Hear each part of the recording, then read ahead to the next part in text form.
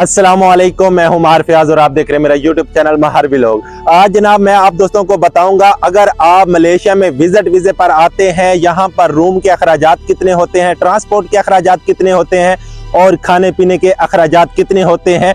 और अगर आपको कोई भी काम नहीं आता, यानी कि आपके पास कोई भी स्किल नहीं है और आपके पास मलेशिया का वीजा भी नहीं है, यानी कि वर्क परमिट भी नहीं है, आपको यहां पर अगर काम मिलता है, कितनी सैलरी मिलती है, महीने के अखराजात कितने होते हैं और महीने की बचत कितनी होती है, इस पर तफसील से बात करेंगे। लेकिन उससे पहले अगर आपने अभी तक मेरे चैनल को सब्सक्राइब नहीं किया तो बराए मेहरबानी मेरे चैनल को जरूर सब्सक्राइब कर लें और बेल आइकन को भी प्रेस कर दें ताकि मेरी नए आने वाली वीडियो का नोटिफिकेशन आप दोस्तों को मिलता रहे। सबसे पहले हम बात कर लेते हैं, अगर आप मलेशिया में विजिट वीजे पर आते हैं तो आपको सैलरी कितनी मिलती है। यहाँ पर भाई खोते घोड़े का एक ही मूल्य है, यानी कि अगर आपके पास वीजा है या नहीं है, आपको सैलरी सेम ही मिलती है। अगर आपके पास मलेशिया का वर्क परमिट है तो आपको काम तलाश करने में आसानी होती है और आपको काम थोड़ा जल्दी मिल जाता है बानिस्बत इनलीगल के, यानी कि जो विजिट वीजे वाला होता है उससे जल्दी आपको काम मिल जाता है। लेकिन हम सैलरी की बात करें तो सैलरी सेम ही मिलती है आपको जनरल वर्कर की।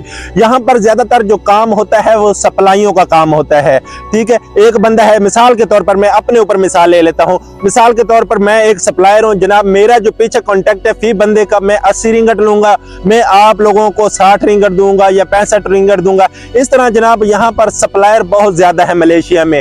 तो अगर आप जनरल वर्कर हैं तो आपको यहाँ पर सप्लाइयों में काम मिलेगा, ठीक है जनाब। कहीं पर भी आप जाएंगे आपको सप्लाई में काम मिलेगा, चाहे स्कार्फ फोल्डिंग का काम मिल जाए, कोई भी हो, सेफ्टी का काम मिल जाए या कोई काम मिल जाए आपको बिल्डिंग लाइन का, तो आपको जनाब जो सैलरी दी जाएगी वो 50 रिंगट से लेकर 65 रिंगट होगी जनरल वर्कर की।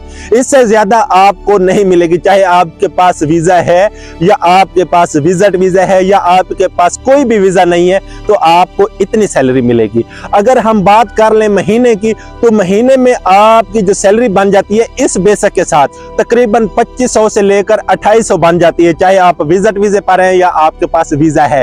वो इसलिए क्योंकि आप 65 रिंगट आपको मिसाल के तौर पर बेसिक मिलती है 8 घंटे की, उसके बाद जो ओवर टाइम होता है वो 2 घंटे हर सूरत आपको मिलता है।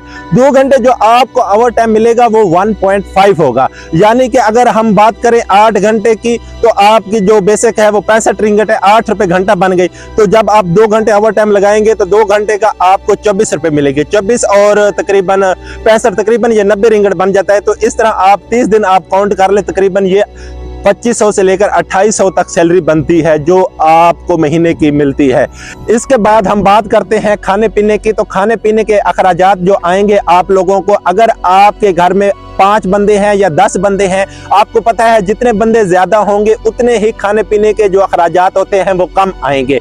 मिसाल के तौर पर आपके घर में 10 बंदे हैं तो आपके महीने के जो अखराजात आएंगे वो तकरीबन 180 रिंगट से लेकर 200 रिंगट आपके खाने पीने के अखराजात आएंगे। अगर हम बात करें ट्रांसपोर्ट की, तो आप कहीं पर भी काम पर जाते हैं तो आपको ट्रेन जरूर इस्तेमाल करनी पड़ेगी, क्योंकि ज्यादातर जो लोग होते हैं वो ट्रेनों का सफर करते हैं यहाँ पर और सेफ भी होता है। तो जो ट्रेन के अखराजात होते हैं वो 150 से लेकर 180 रिंगट होते हैं महीने के।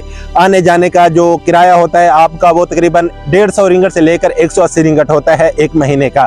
अगर हम रूम रेंट की बात करें तो जनाब जो रूम रेंट है वो मुख्तलिफ जगह पर मुख्तलिफ है, यानी कि अगर आप केएल के एरिया में रहते हैं तो यहाँ पर जो रूम रेंट है वो 200 से लेकर 250 भी है। आप अगर केएल से थोड़े से बाहर निकलते हैं तो आपका जो रूम रेंट है वो तकरीबन 160 रिंगट भी है, पानी के साथ बिजली के साथ जो भी टोटल एक्सपेंस डाल के 160 रिंगट से लेकर 180 रिंगट हो सकता है। यहाँ पर एक छोटी सी मैं बात जरूर ऐड करना चाहूंगा और आपने गुस्सा भी नहीं करना और बैड कमेंट्स भी नहीं करने। अगर आप मलेशिया में विजिट वीजे पर आते हैं या आप वीजे पर आते हैं, आप किसी भी जगह पर रहते हैं तो कोशिश किया करें जनाब आप अपने रूम में रहा करें।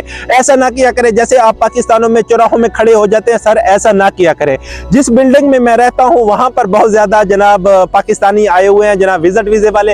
वो जब भी मैं नीचे उतरता हूँ तो मैं देखता हूँ वो ग्रुप की शक्ल में कभी लिफ्ट के आगे खड़े होते हैं, कभी जनाब वो सिक्योरिटी वालों के पास खड़े होते हैं, कभी वो कार पार्किंग में खड़े होते हैं। और जब भी मैं गुजरता हूँ उनके पास से तो मुझे यही आवाजें सुनने को मिलती है, वो इन्नू चेक करो, ये इंदी फलानी शे चेक करो, इंदी फलानी शे चेक कर। यार खुदा का नाम ले, आप मलेशिया में आ गए, अब तो कुछ ना कुछ अपने आप को चेंज कर लें। ये जो हरकतें हैं यार, खुदा के लिए अपना भी नाक कटवाओगे और पाकिस्तान की भी बेइज्जती करवाओगे, ऐसा ना किया करें।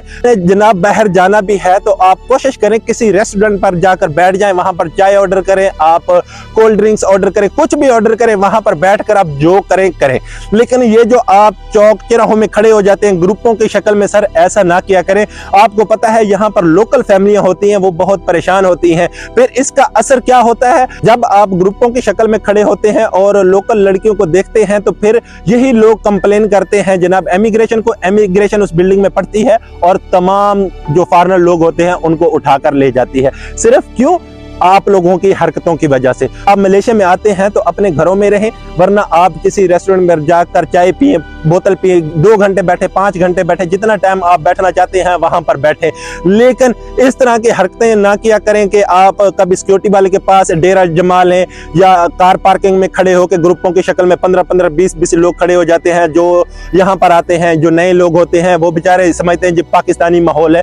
भाई ऐसा नहीं है। यहाँ पर जो लोकल लोग होते हैं ना, वो इस चीज को बहुत बुरा फील करते हैं। चाहे पाकिस्तान हो, अगर आप इस तरह बाहर खड़े होंगे, सोसाइटी के सामने बाहर खड़े होंगे, तो वो लोग जरूर कंप्लेन करते हैं मैनेजमेंट को। मैनेजमेंट फिर क्या करती है जनाब, वो खुद ही जनाब इमिग्रेशन को कॉल कर देती है। फिर इमिग्रेशन आती है, जब आप लोग सोए होते हैं वो इमिग्रेशन का छापा पड़ता है, फिर आप लोगों को उठाकर ले जाती है। बस इतना ही होता है। लेकिन उससे पहले आप अपने आप को सुधार लें तो ये सबसे अच्छा होता है। क्योंकि यार मैं जब भी नीचे जाता हूं तो मैं देखता हूं कि यार ये हमारे पाकिस्तानी है, अगर मैं वहां उनको कोई बात करूं तो वो मेरी बात पर गुस्सा करेंगे। क्योंकि मैं जानता हूं ना, हमारे पाकिस्तानियों का दिमाग ही ऐसा ही होता है ना कि अगर उनको कोई अच्छा मशवरा दो या सीधी बात करो तो वो गुस्सा कर जाते हैं।